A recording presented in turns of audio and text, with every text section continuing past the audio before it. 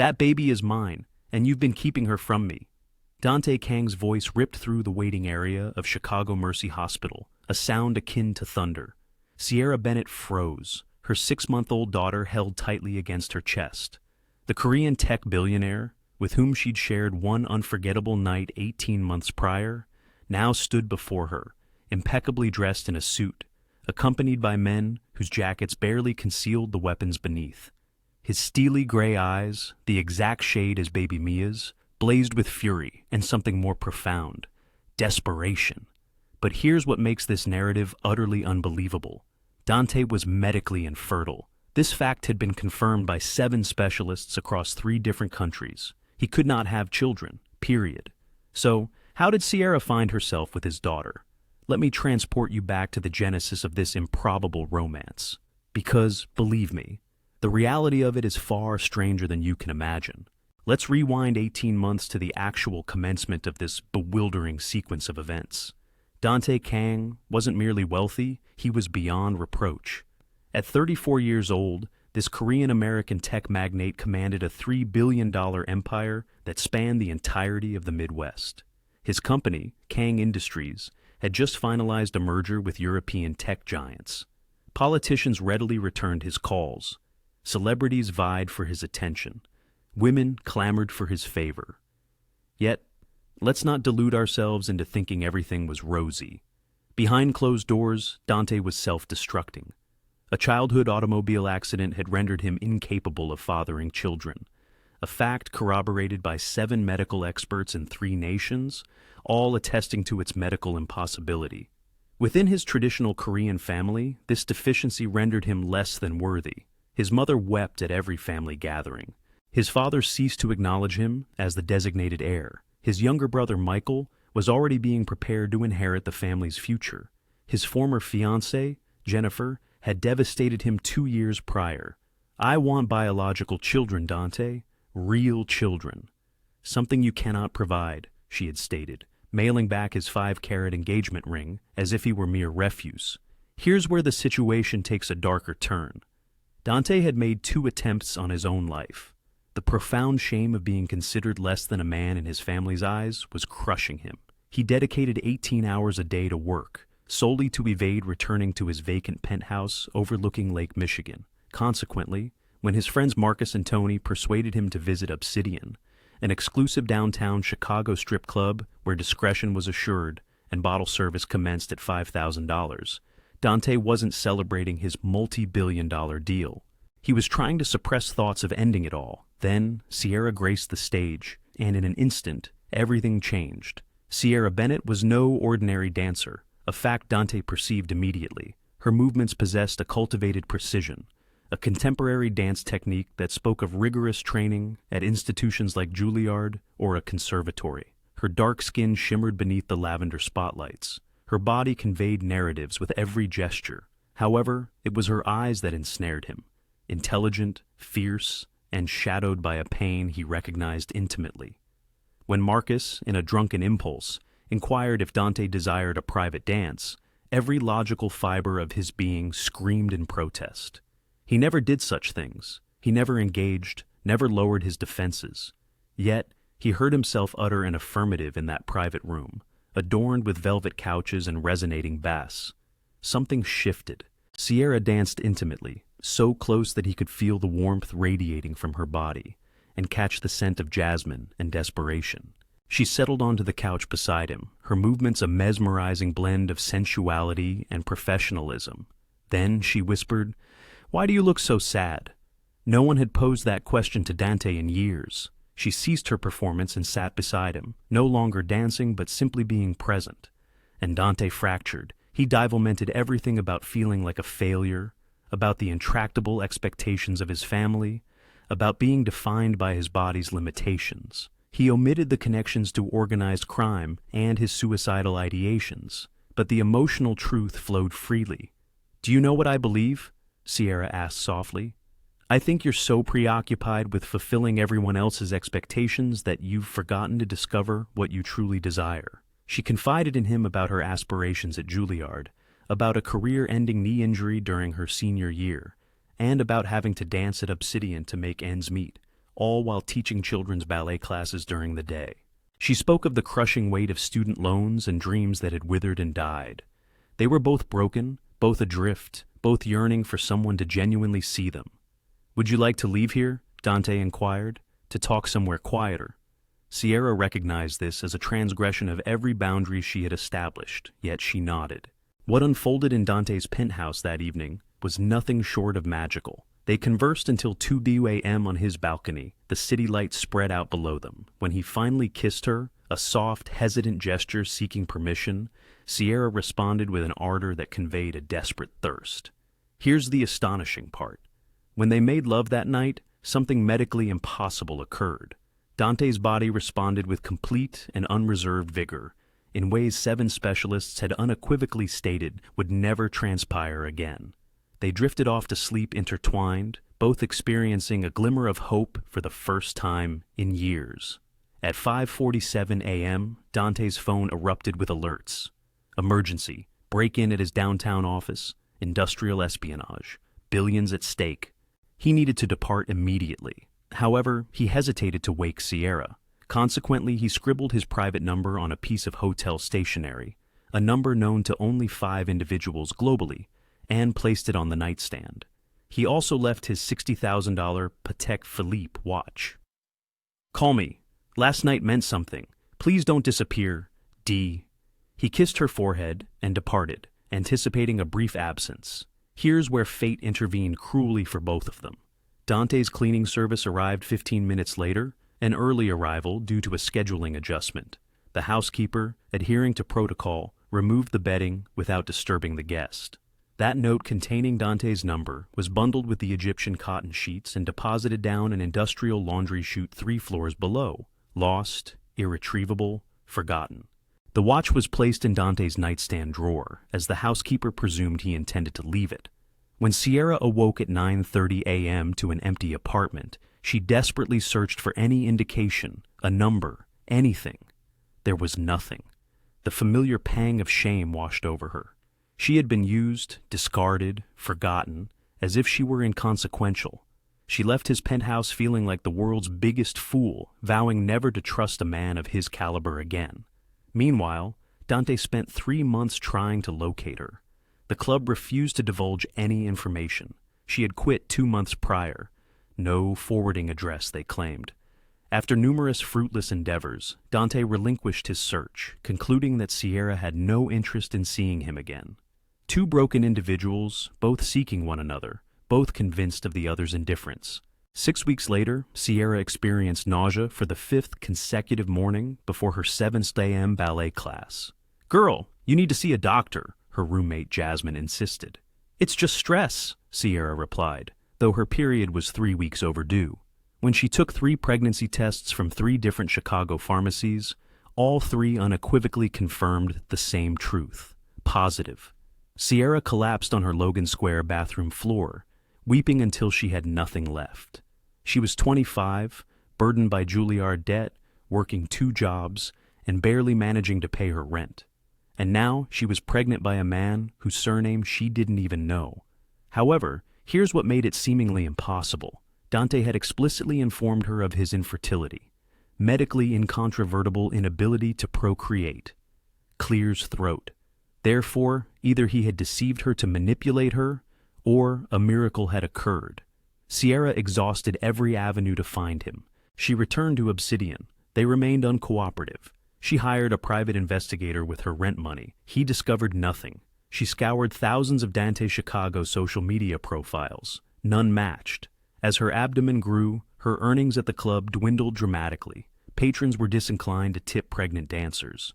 By 12 weeks, the manager discreetly informed her, "Perhaps take some time off, return when you're able."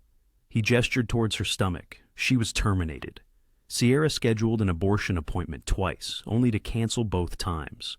When she felt the initial movements of the fetus at 13 weeks, something fundamental within her shifted. This baby was a part of her, perhaps the sole positive outcome from that singular, perfect night. The only tangible proof that she had been truly seen, even if only for a fleeting moment. "All right, little one," she whispered, placing a hand on her small abdomen. I suppose it's just you and me against the world. The labor at Chicago Mercy Hospital was 36 hours of intense discomfort. No epidural was administered, as Sierra's insurance would not cover the additional $2,000. It was just her, Jasmine offering support, and rotating shifts of exhausted nurses. When they finally placed her daughter in her arms at 4:37 a.m., Sierra forgot every agonizing second. "Hello, baby girl. I'm your mama." The infant opened her eyes, distinctive slate gray eyes, unusual for newborns. Beautiful, uncommon, and achingly familiar. Dante's eyes. Precisely Dante's eyes. "What are you naming her?" the nurse inquired, clipboard at the ready. Mia Rose Bennett, father's name for the birth certificate. Sierra hesitated. She had contemplated this for months. Then, she made a decision that would alter everything. Dante Kong K. If there existed even the slightest possibility that Mia could one day find her father, Sierra would provide her with that one piece of information she possessed. The nurse simply shrugged and recorded it, utterly unaware that she had just ignited a fuse that would detonate 8 months later. Meanwhile, Dante's life had devolved into a waking nightmare. His mother called every Sunday at 6 p.m. precisely, lamenting her desire for grandchildren before her passing. His father openly brought Michael to board meetings, grooming him as Dante's successor. Investors questioned the company's succession plan in the absence of an heir. What was to become of Kang Industries? Michael was systematically turning the family against Dante, disseminating rumors that a man incapable of producing an heir was cursed by their ancestors. Business partners began to withdraw their support. Territory deals started to collapse. During a particularly harsh family council, Dante's uncles slammed their hands on the table. "You have 6 months to produce an heir, or you will step down voluntarily. This is not open for negotiation."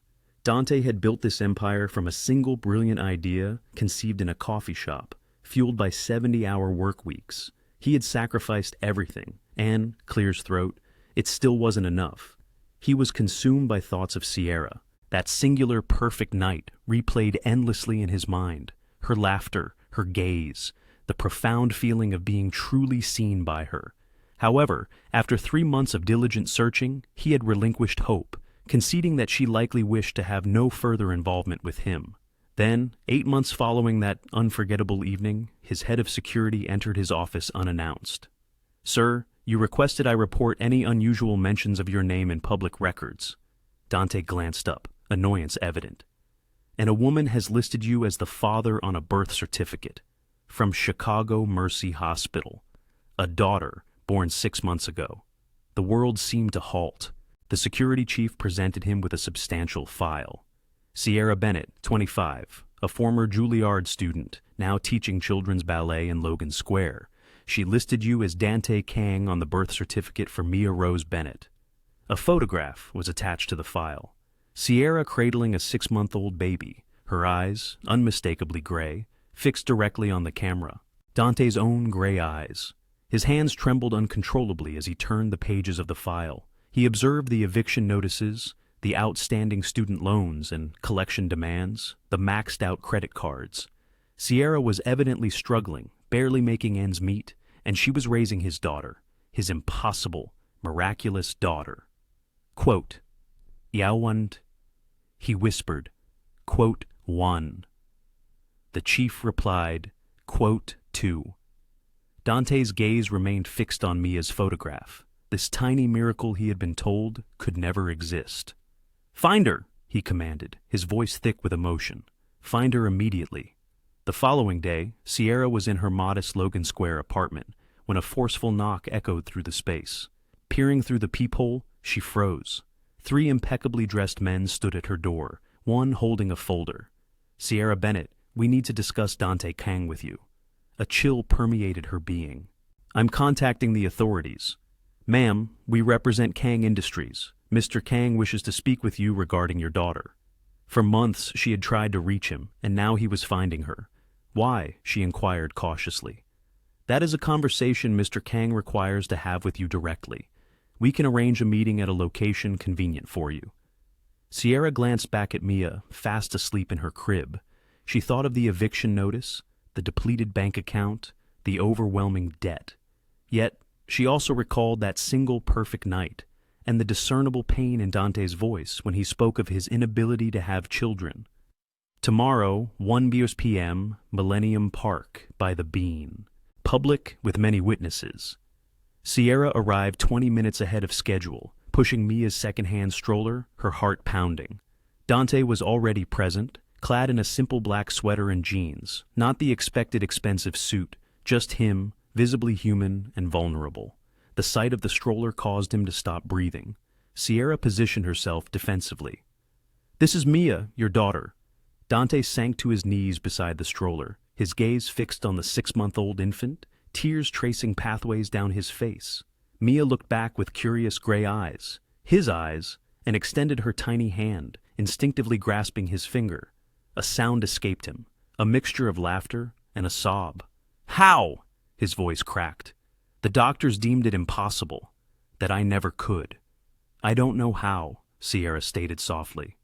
"But I am not lying. I haven't been with anyone else. That night with you was the first time in over a year. She is yours, Dante." "Why didn't you tell me?" "I tried," Sierra's voice fractured with 18 months of accumulated pain. "You vanished. No note, no number, nothing. I searched for months. Do you comprehend the difficulty of locating someone when unaware of their last name?" Dante's face contorted. "I left a note. I left my private number on the nightstand. I wrote that our night meant something. I implored you to call." Understanding dawned on both of them simultaneously. "The cleaning service," Sierra whispered. "They came early that morning," Dante confirmed, horror dawning. "They must have discarded it with the linens." They regarded each other, the immense weight of their misunderstanding pressing down on them. All the anguish, all the solitude, all the missed moments, all due to a cleaning service. "I believed you ghosted me," Sierra confessed, tears welling. "I thought I was merely a one-night stand. I believed you did not want me." Dante choked out the words. "I searched for you for months. The club was uncooperative. I had no means to find you. And then I gave up." Mia stirred. Without conscious thought, Dante reached into the stroller and lifted her. The baby nestled immediately against his chest, clutching his shirt. Looking down at his daughter, Dante began to weep, deep, shuddering sobs escaping him. "I have a daughter. I missed 6 months, her birth, her first smile, likely her first laugh, all of it. I am so sorry." Sierra was also crying, because this was real. The profound sorrow in his voice was genuine. He had not abandoned them. He had wanted them. He had searched for them. "What do we do now?" she asked quietly. Dante looked at her over Mia's head, his expression intensely serious. "We will figure this out together, all 3 of us, if you will permit me. If you will grant me the opportunity to be her father." Unbeknownst to them, a photographer across the park with a telephoto lens trained on them was capturing their every moment. 3 days later, Sierra awoke to her phone buzzing incessantly. Hundreds of notifications flooded her device. She opened social media, and dread washed over her. Photographs of her and Dante at Millennium Park were ubiquitous, accompanied by close-ups of Mia. Headlines that made her stomach churn appeared. Tech billionaire Dante Kang's secret love child. Kang Industries heir to Chicago stripper. Infertile CEO's miracle baby scandal. The comments were venomous. Gold digger trap baby. Racial slurs she struggled to process. And worse, someone had published her address.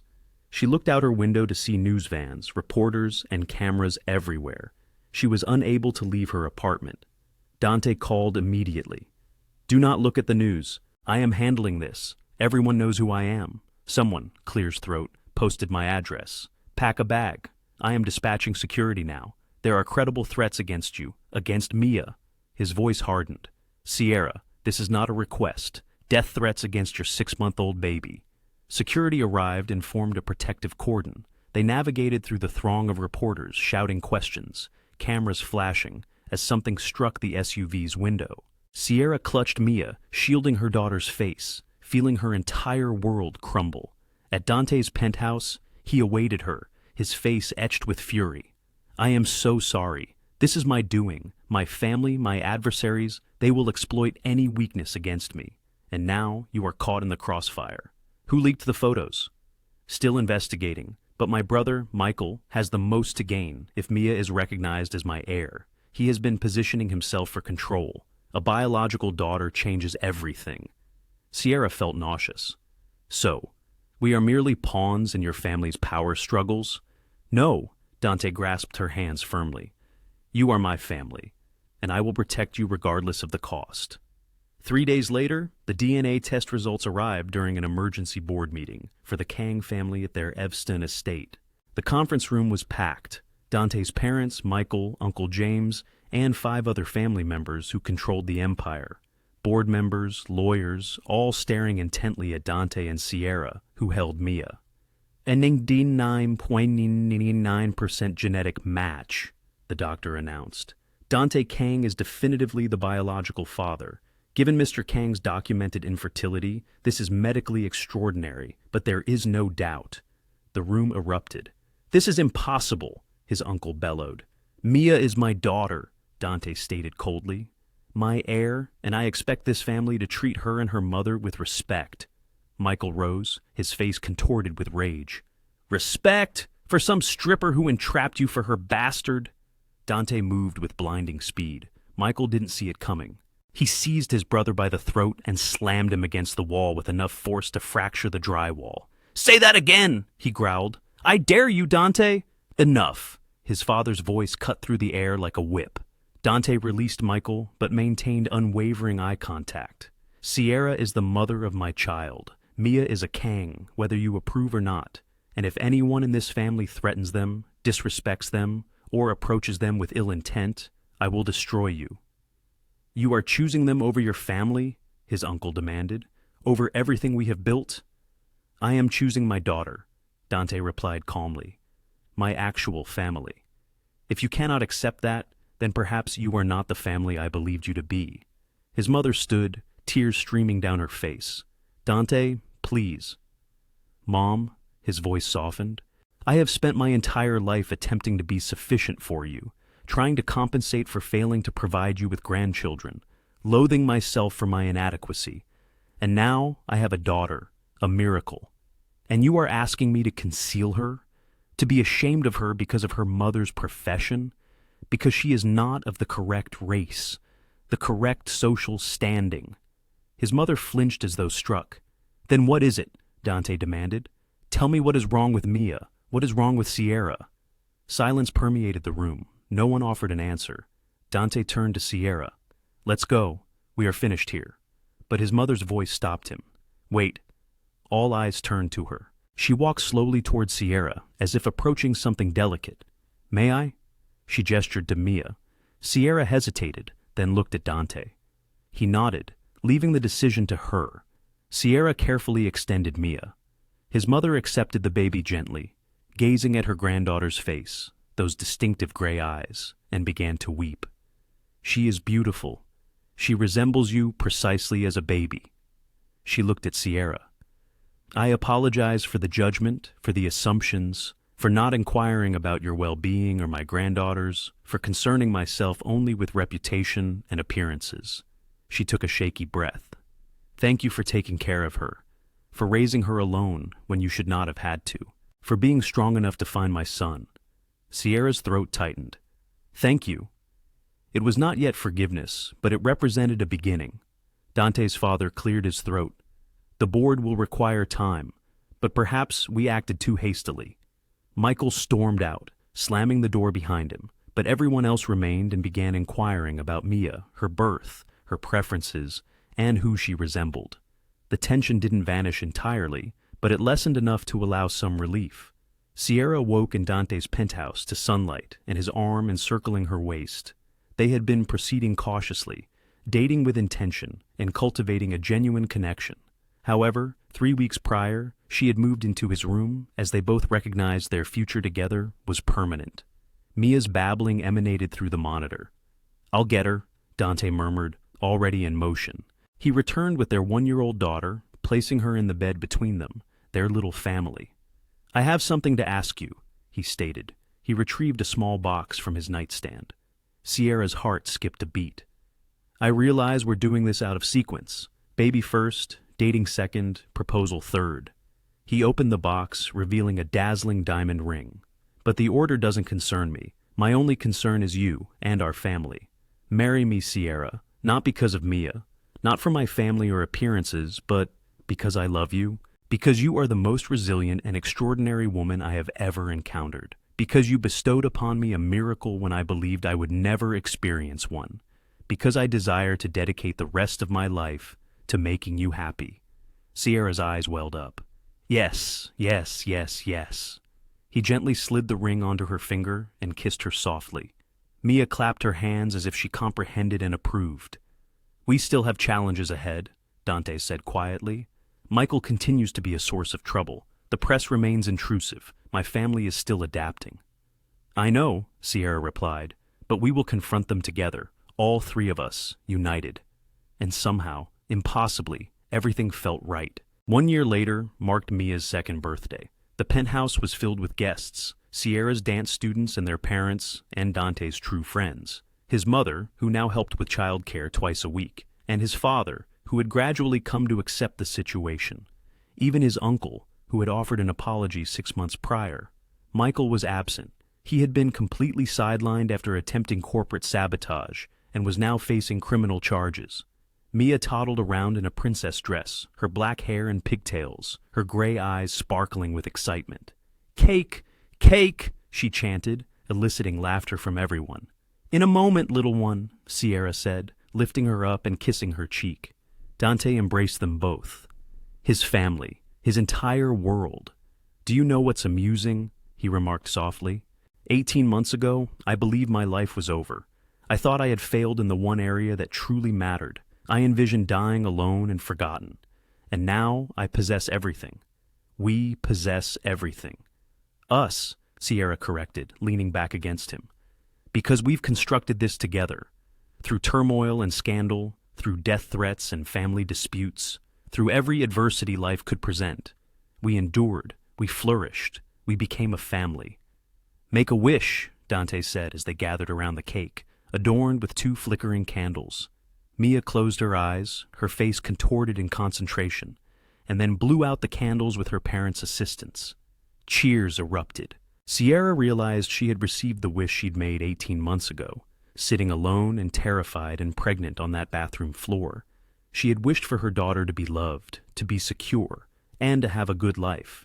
And now Mia had all of that, along with a father who adored her, grandparents who indulged her, a family that protected her, and 2 parents who loved each other, having overcome immense hardship to build something genuine. What are you thinking about? Dante inquired, observing her expression. That we succeeded against all odds. We made it. He kissed her temple. We did, and we are merely at the beginning.